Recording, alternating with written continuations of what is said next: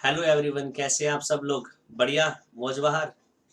तो आज स्टूडेंट्स, ये जो वीडियो मैं बनाने जा रहा हूँ, ये जो आपके सामने वीडियो है, ये कोई लॉ का कोई सेक्शन, कोई एक्ट नहीं पढ़ाने जा रहा, कोई रिवीजन नहीं करवाने जा रहा। जैसे अक्सर हर वीडियो में कोई टॉपिक, कोई सेक्शन, कोई एक्ट की रिवीजन आ रही है। बस आज की वीडियो में कोई भी रिवीजन नहीं है। आज इस वीडियो में गुरु पूर्णिमा की हार्दिक शुभकामनाएं देने के लिए ये वीडियो बनाई गई है। तो जितने भी हिंदुस्तान में और हिंदुस्तान के बाहर, इंडिया में और इंडिया से बाहर जितने भी गुरु हैं, जो भी पढ़ाते हैं या जो भी इसके अलावा कोई भी एक्टिविटी करते हैं, जो किसी न किसी को ज्ञान बांटते हैं, उन सबको मेरी तरफ से गुरु पूर्णिमा की हार्दिक शुभकामनाएं। एक रॉन्ग मिथ है, एक रॉन्ग कंसेप्शन है। गुरु गुरु क्या है? गुरु सिर्फ वो नहीं है जो पढ़ाता है। गुरु वो हर इंसान है जो कुछ ना कुछ वैल्यू एडिशन किसी की लाइफ में करवाता है। सिर्फ वही नहीं है जो टीचर जो पढ़ा रहा है वही गुरु है। आपके माँ बाप जो आपको शिक्षा देते हैं, जीवन में कैसे संस्कार देते हैं, जीवन में आपको कैसे रहना है, वो भी आपके गुरु हैं। आपके बड़े भाई बहन जो आपको बताते हैं क्या सही है और क्या गलत है, वो भी गुरु है।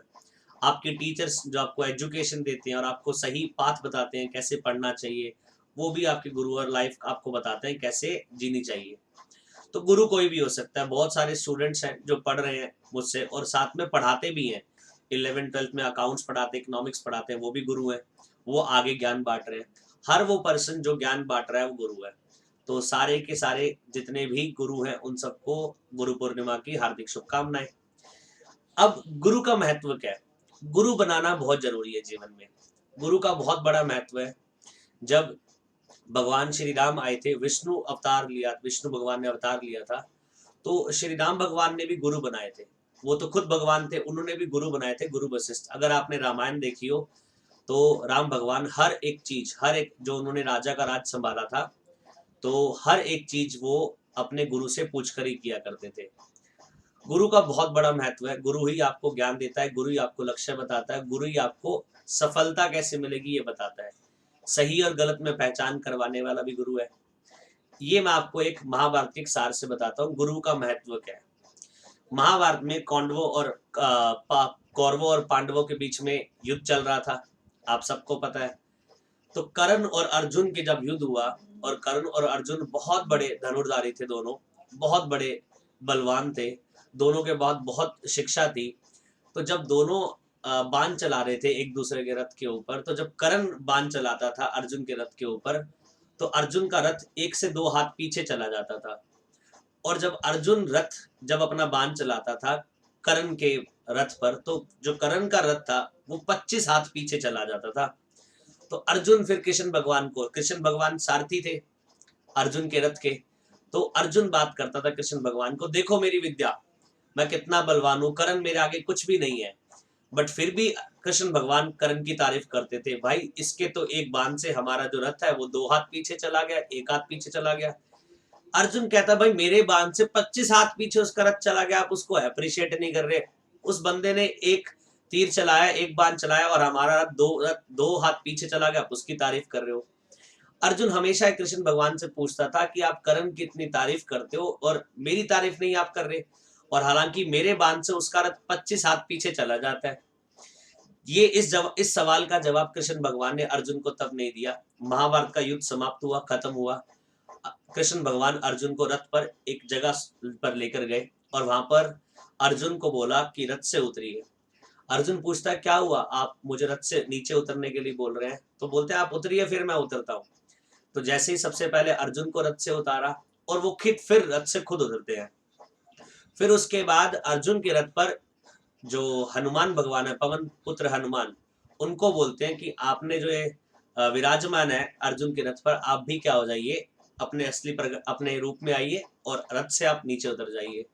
जैसे ही हनुमान भगवान रथ से नीचे आते हैं तो अर्जुन को पता लगता है कि उनके रथ पे हनुमान जी का वास था, मतलब हनुमान जी खुद उनके रथ पर बैठे हुए थे। और फिर कृष्ण भगवान उनको बताते हैं कि जो जो कर्ण के जो बाण चलते थे अर्जुन के रथ पर, और अर्जुन का रथ 1 हाथ 2 हाथ पीछे होता था, वो बहुत बड़ी बात थी। क्योंकि उस रथ पे खुद भगवान कृष्ण विराजमान थे, जो भगवान थे, और बजरंग बली विराजमान थे। उसके बाद भी अगर कर्ण के बाण से अगर अर्जुन का रथ 1 हाथ 2 हाथ पीछे चला जाता है तो बहुत बड़ी बात है। और कृष्ण भगवान ने ये बोला, अगर भाई मैं ना होता तेरे रथ पे, और पवन पुत्र हनुमान ना होते तेरे रथ पे तो तेरा जो रथ है वो कर्ण के एक बाण से आसमान में चला जाता और गायब हो जाता है। इतना इतना बलवाली था, इतना शक्तिशाली था कर्ण।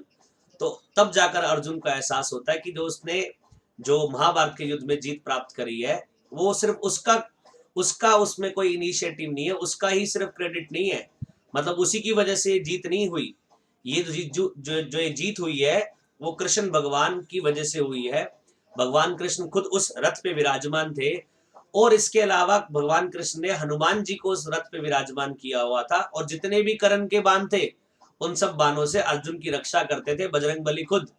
तो कह रहा है अगर अगर कर्ण के एक बाण से अगर हमारा रथ एक दो हाथ भी पीछे होता है जिसपे खुद संसार को चलाने वाला, संसार को बनाने वाला बैठा हुआ है, तो बहुत बड़ी बात है। बजरंग बली बैठे हुए हैं उस पे, कृष्ण भगवान बैठे हुए हैं, तो बहुत बड़ी बात है। तब जाकर अर्जुन को एहसास हुआ कि जो जो ये जीत प्राप्त की है हमने, ये मेरी वजह से नहीं हुई, हमारे गुरु की वजह से हुई है। और जैसे ही बजरंग बली उस रथ से नीचे आते हैं वो रथ जो है वो डिस्ट्रॉय हो जाता है, रथ वो टूट जाता है, रथ में आग लग जाती है। तो अर्जुन डर जाता है, अर्जुन बोलता है, ये भगवान से पूछता है ये क्या हुआ, ये रथ जल कैसे गया, ये रथ डिस्ट्रॉय कैसे होगा। तो भगवान कृष्ण बताते हैं कुरुक्षेत्र के युद्ध में जब तेरा और जब कर्ण का युद्ध चल रहा था, ये रथ तो तभी ही डिस्ट्रॉय हो चुका था, बस इसको बांध कर भगवान कृष्ण ने अपनी शक्तियों से रखा हुआ था। बजरंग बली विराजमान थे इसलिए वो रथ टिका हुआ था, अदरवाइज वो रथ तो कुरुक्षेत्र के युद्ध में ही जल चुका था। और जैसे ही कृष्ण भगवान और बजरंग बली उस रथ से नीचे आते हैं वो रथ बिल्कुल डिस्ट्रॉय हो जाता है। तो तब फिर अर्जुन का एहसास होता है कि जितनी भी मेरी विद्या है, जितनी भी मेरी शक्ति है, वो एक तरफ, और गुरु का ज्ञान और गुरु की शक्ति एक तरफ। जितने मर्जी आप बड़े बन जाओ बट गुरु से बड़े नहीं बन सकते। गुरु का ये महत्व है, गुरु का ये महत्व है। तो इतने, अगर मैं अगर बात करूं, अर्जुन की बात करूं, भगवान राम की बात करूं, इन्होंने भी गुरु गुरु के ज्ञान से ही बड़े बड़े युद्ध किए, बड़ी बड़ी जीत हासिल करी। तो हमें भी बच्चों इसी तरह से क्या करना है, अपने एल्डर्स की, अपने गुरु की क्या करना है, रिस्पेक्ट करनी है। चाहे वो आपके टीचर्स हैं, चाहे वो आपके पेरेंट्स हैं, चाहे आपके बड़े भैया हैं, चाहे आपकी बड़ी दीदी हैं, रिस्पेक्ट योर एल्डर्स। सब गुरु की क्या करें, रिस्पेक्ट करें और एक्सपेक्ट करके चले कि आप रिस्पेक्ट दे रहे हैं तो सामने वाला जो गुरु है आपके बारे में कभी गलत नहीं सोचेगा, वो हमेशा आपके लिए जो भी करेगा अच्छा ही करेगा। कई बार हमारे थॉट्स आते हैं मन में कि सामने वाला जो है मेरे बारे में अच्छा नहीं सोचता, नहीं ऐसा नहीं, गुरु कभी भी शिष्य के बारे में गलत नहीं सोचता। चाहे शिष्य कुछ भी सोचे, गुरु हमेशा ये सोचता है शिष्य को नैया पार लगवानी है। तो ये महाभारत के सार से मैंने आपको बताया गुरु का महत्व क्या है, कैसे भगवान कृष्ण ने अर्जुन को बताया गुरु का महत्व क्या है, कि बिना गुरु के वो युद्ध जो युद्ध पांडवों ने जीता कौरवों के अगेंस्ट, वो पॉसिबल नहीं था। क्योंकि वो जो जीत हुई थी उसमें आधे से ज्यादा योगदान तो पवन पुत्र हनुमान जो बजरंग बली थे, जो खुद विराजमान थे उस रथ पे अर्जुन के, और इसके अलावा भगवान कृष्ण जो पूरे संसार का भार लेकर उस रथ पर बैठे थे, उन्हीं की वजह से जीत हुई है। अकेला अर्जुन और अकेले 5 पांडव कुछ नहीं कर सकते थे। तो ये गुरु का महत्व है, गुरु की इंपॉर्टेंस है। So happy Guru Purnima to all of you. Guru Purnima की आप सबको हार्दिक शुभकामनाएं। रिस्पेक्ट करें, आदर करें, ठीक है जी। और इसके अलावा कोई भी एरोगेंस ना लाए, घमंड ना लाए कि अगर आपके मार्क्स अच्छे आ गए हैं या आप अच्छा अचीवमेंट कर रहे हो तो आप बहुत बड़े होगे, इवन गुरु से भी बड़े होगे। गुरु हमेशा गुरु रहेगा, चाहे आप जितने भी बड़े हो जाओ, जितने भी बड़े हो जाओ, उनकी हमेशा रिस्पेक्ट करनी चाहिए। विराट कोहली जिस कोच से विराट कोहली ने जिस कोच से कोचिंग सीखी थी बचपन में, वो कभी इंडियन क्रिकेट में नहीं खेला कोच, बट फिर भी विराट कोहली आज रिस्पेक्ट करता है उसकी, कि जितने भी मुझे बेसिक्स आज पता है क्रिकेट के, चाहे वो मेरी जो भी शॉट्स है, बाद में इंप्रूवमेंट खुद विराट कोहली ने की है, बट जो इनिशियल में बेसिक्स बताए गए वो उसी कोच की वजह से बताए गए, उसी गुरु की वजह से बताए गए हैं। और जब जब मौका मिलता है विराट कोहली को, वो तब तब क्या करते हैं, उस चीज को अप्रिशिएट करते हैं और बोलते भी हैं कि मैं जो हूं अपने कोच की वजह से, अपने गुरु की वजह से, पहले गुरु की वजह से हूँ। हालांकि उन्होंने कोई भी मैच नहीं खेला इंडिया के लिए, कोई भी नेशनल क्रिकेट नहीं खेला, बट फिर भी रिस्पेक्ट है, क्योंकि जरूरी नहीं है कि जो गुरु है, जो ऑलरेडी खेल रहा है इंडियन क्रिकेट टीम में, वही आगे अच्छा क्या कर पाएगा, ज्ञान बांट पाएगा, ऐसा नहीं है। रिस्पेक्ट करें अपने गुरु की, रिस्पेक्ट करें टीचर्स की, रिस्पेक्ट करें बड़ों की। वंस अगेन जितने भी टीचर्स हैं उन सबको हैप्पी गुरु पूर्णिमा, एंड जितने भी स्टूडेंट्स जो रोल प्ले कर रहे हैं खुद गुरु का, उनको भी हैप्पी गुरु पूर्णिमा की हार्दिक शुभकामनाएं। Thank you so much, next video में मिलेंगे, till then good bye to all of you.